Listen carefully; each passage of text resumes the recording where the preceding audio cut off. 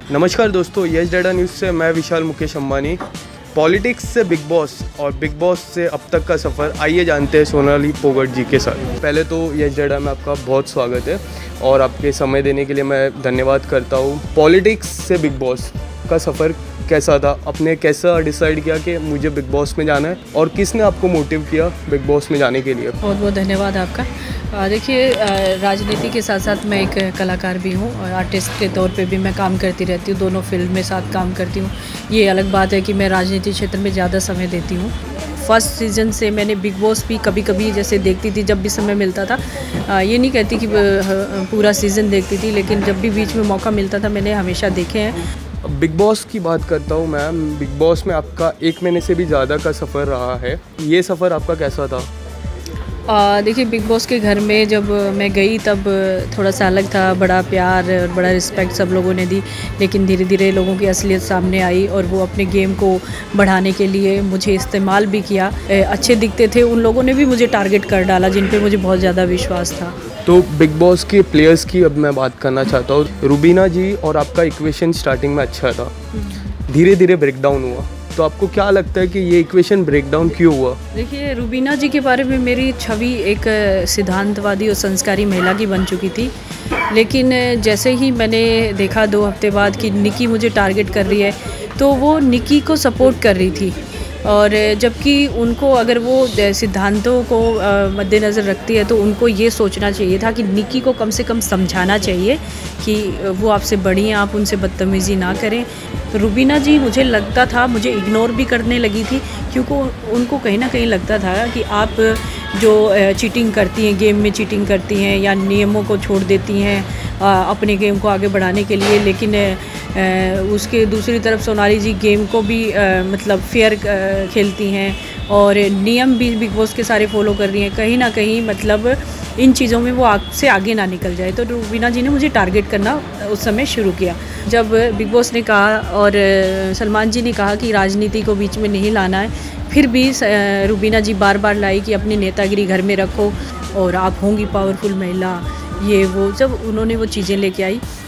चौथी बात, उन्होंने जैसे मैं शो को कह रही थी, शो के जैसे मेकर्स थे उनको मैं कह रही थी कि आप लोगों ने मुझे अलग रखा, मेरे साथ भेदभाव किया, मेरे से परफॉर्म नहीं करवाया जा रहा सलमान जी की बर्थडे पे, वीकेंड पे। तो उधर पीछे अभिनव सुन रहे थे, तो वो मैटर ख़त्म हो चुका था। मुझे परफॉर्म करवाया सलमान जी ने और शो के लोगों ने जैसे देखी ये बात कि मुझे हर्ट हुआ है, तो उन्होंने क्लियर किया और मुझे परफॉर्म करवाया गया। वो बात वहीं ख़त्म हो जानी थी, लेकिन उन्होंने बात को घुमा फिरा के अभिनव जी ने, रुबीना जी ने, निकी ने, तो इन्होंने मेरे बारे में बातें की। अरे ये तो ऐसी महिला है, शो को धमकी दे डाली, जबकि वो धमकी नहीं थी, वो मैं हर्ट हुई थी तो बात कही थी। तो मैम, जैसा आपने अभी हमसे कहा राजनीति की बात करता हूँ, आप राजनीति से बिलोंग करती है, तो क्या आपको लगता है कि बिग बॉस के घर में भी राजनीति होती है? बिल्कुल होती है। एक दूसरे को से आगे बढ़ने की होड़ में लोग एक्चुअल में, जैसे हम लोग राजनीति जो बाहर की देखते हैं ना, वहाँ तो ऐसा कुछ नहीं है। साफ साफ होती है चीज़ें। अगर आपका कोई दुश्मन है, आपके जो अपोजिट है, तो आप खुल के खेलते हो उसके साथ। लेकिन वहाँ पे आपको धोखे मिलते हैं। बिग बॉस के घर में ना फरेब किया जाता है, आपको अपना बना के आपके साथ चीटिंग की जाती है। तो वहाँ की राजनीति तो समझ में ही नहीं आती, समझ से परे होती है और आप कब घूम जाते हो आपको पता ही नहीं चलता। तो बिग बॉस में आपका एक अलग लुक था, आज आप आए हैं, आप बहुत खूबसूरत दिख रहे हैं। पहली बात तो मैं ये कहना चाहता हूँ। तो आप फैशन को कितना महत्व देते हैं? बिल्कुल देती हूँ। मैं अपनी चीज़ों का और अपने कपड़ों पे और बहुत ध्यान देती हूँ, शुरू से, बचपन से ही हूँ ऐसी। और हरियाणा में कहीं ना कहीं मुझे फ़ैशन आइकॉन भी माना जाता है।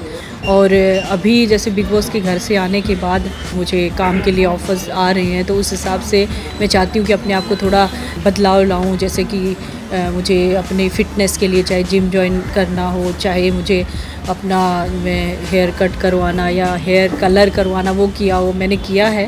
क्योंकि मैं अभी यहाँ पे काम करना चाहती हूँ, तो अपने आप को फ़िट रखने के लिए, अपने आप को मेंटेन करने के लिए जो चीज़ें करवानी चाहिए वो मैं यहाँ पे करवा रही हूँ। आप किसे देखना चाहते हो as a Bigg Boss winner और क्यों? विनर तो इसमें है जैसे राहुल वैद्य है, रुबीना है, एजाज़ खान है, अली गोनी है।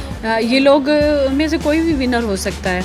और अगर मैंने जो बातें आपको बताई हैं कि रुबीना बहुत घमंडी है और अपनी चालाकी से कब गेम खेल जाती पता नहीं चलने देती। ऑडियंस को लगता है कि बहुत ही संस्कारी है और देखना एक दिन ट्रॉफ़ी रुबीना ही ले जाएगी। और रुबीना अगर ट्रॉफ़ी लेती है तो ये बात साबित करता है कि उससे फरेबी और धोखेबाज कोई नहीं है। Thank you so much ma'am आपका समय देने के लिए। तो ये थी सोनाली पोगट जी जिन्होंने अपनी बिग बॉस का सफ़र हमारे साथ शेयर किया। आगे की खबरों के लिए मेरे साथ बने रहिए। यस डाडा न्यूज़ से मैं विशाल मुकेश अंबानी।